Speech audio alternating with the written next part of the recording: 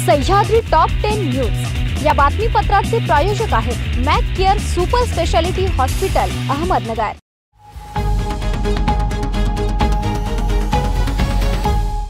नमस्कार, मी पूनम न्यूज 24 सह्याद्रीमध्ये आपलं स्वागत। पाहूयात अहमदनगर जिल्ह्यातील महत्त्वपूर्ण बातम्यांचा आढावा सह्याद्री टॉप 10 न्यूज मध्ये।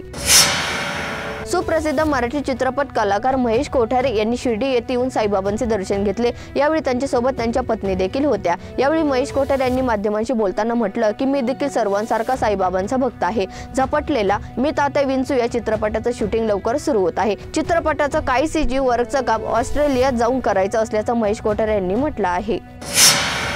जिल्हा परिषदेच्या शिक्षकांनी आचारसंहितेचा भंग केल्याबाबत जिल्हा परिषदेने काय कारवाई केली याचा अहवाल मुख्य कार्यकारी अधिकाऱ्यांकडून मागितला आहे। कार्यवाहीस विलंब झाला, पण हा अहवाल आज येईल असे जिल्हाधिकारी सिद्धराम सालीमठ यांनी पत्रकार परिषदेत स्पष्ट केलं आहे। जिल्हा परिषदेच्या 2 शिक्षकांविरुद्ध आचारसंहिता भंगाची तक्रार आहे, मात्र त्याबाबत 15 दिवसानंतर कारवाई होताना दिसत नाही। निवडणूक विभाग व जिल्हा परिषद कारवाईसाठी एकमेकांकडे बोट दाखवत आहेत। ऐन श्रीराम नवमी यात्रेच्या वेळी शहरालगत गोंदिवली परिसरात रात्री 2 गटात तुफान दगडफेक झाली। यात अर्जुन दाभाडे यांचे कार्यालय फोडण्यात आले। दगडफेकीत 4 जण जखमी झाले असून या प्रकरणी शहर पोलीस ठाण्यात गुन्हा दाखल झालेला नाही। बुधवारी रात्री 8:30 वाजेच्या दरम्यान हा प्रकार घडला आहे। अहमदनगर लोकसभा मतदारसंघासाठी गुरुवारी 22 जणांनी 42 तर शिर्डीसाठी 18 उमेदवारांनी 31 अर्ज घेतले।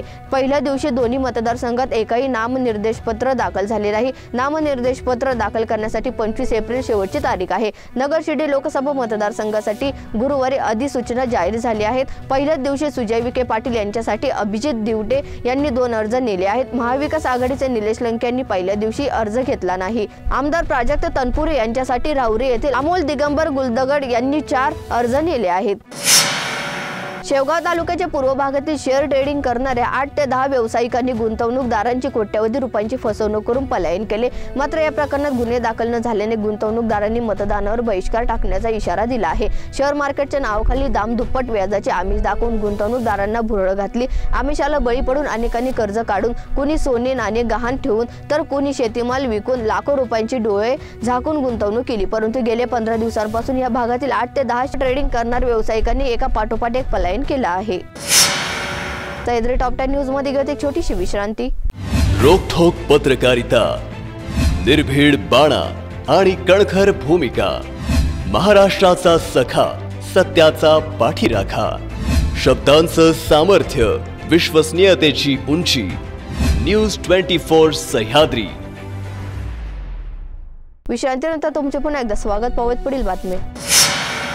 अहमदनगर छत्रपती संभाजीनगर महामार्गावर नेवासा फाटा ते वाहतूक कोंडी नित्यातीत झाली आहे। गुरुवारीही याचा प्रत्यय आला। दुपारी 3 तास वाहतूक कोंडी झाली होती। या दोन्ही चौकात वारंवार होणारी वाहतूक कोंडी टाळण्यासाठी येथील सिग्नल व्यवस्था उभारावी अशी मागणी ग्रामस्थांनी केली आहे। टाकळी डोकेश्वर येथील एका तरुणाचा साकूर येथील एका 4चाकी वाहनात मृत्यू झाला आहे। ही घटना मंगळवारी रात्री 11:30च्या सुमारास उघडकीस आली। त्यामुळे टाकळी परिसरात एकच खळबळ उडाली आहे। हा नेमका अपघात होता की घातपात याबाबत ग्रामस्थांमध्ये तर्कवितर्क लावले जात आहे। मनोज गोविंद वाळुंज असे मृत्यू झालेल्या तरुणाचं नाव आहे। भंडारदरा परिसरात बुधवारी संध्याकाळी 4 वाजेच्या सुमारास अचानक आलेल्या पावसाने शेतीमालासह घराचे नुकसान झाले आहे। परिसरातील वीलभट्टी धारकांचेही मोठ्या प्रमाणात नुकसान झाले आहे। मागील काही दिवसांपासून वातावरणात बदल झाला आहे। उष्णतेचा पारा वाढला असून तापमान दिवसेंदिवस वाढतच आहे। बुधवारी दुपारी उष्णतेचा पारा 39 अंश सेल्सिअस वाढला असताना अचानक 4च्या सुमारास वातावरणात बदल, सोसाट्याच्या वाऱ्यासह गारांच्या पावसाला सुरुवात झाली होती। त्यामुळे जंगलातील आंबे, करवंद या फळांचे मोठ्या प्रमाणात नुकसान झाले आहे।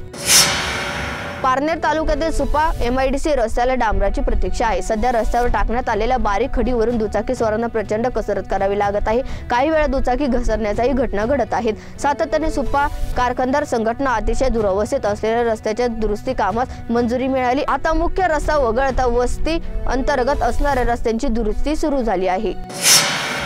श्रीरामपूर शहरातील वॉर्ड क्रमांक 1 मध्ये राहणाऱ्या 17 वर्षाच्या अल्पवयीन मुलीस अज्ञात व्यक्तीने आमिष दाखवून फूस लावून पळवून नेले। मुलीच्या आईने शहर पोलीस ठाण्यात फिर्याद नोंदवली आहे। मुलीची आई एका रुग्णालयामध्ये परिचारिका म्हणून काम करते। कामावरून संध्याकाळी घरी परतल्यानंतर मुलगी घरात दिसली नसल्याने लहान मुलाला विचारले असता तिने मोठी बहीण शाळेची बॅग घेऊन बाहेर गेल्याचं सांगितलं आहे।